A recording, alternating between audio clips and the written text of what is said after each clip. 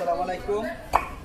আপনারা এখানে একটা বাথরুম আর একটা প্রস্রাবখানা হবে, এই জন্য আমরা আগে এটা পুরানো ডালাই দিয়ে দিচ্ছি।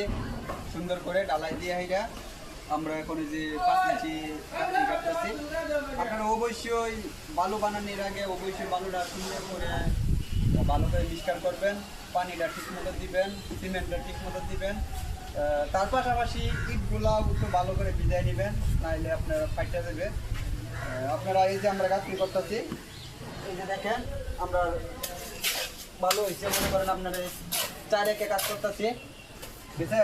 এই 4 একে কাজ করতেছি, ইটটি অনেক সুন্দরভাবে কাজ করতেছি ভিজে।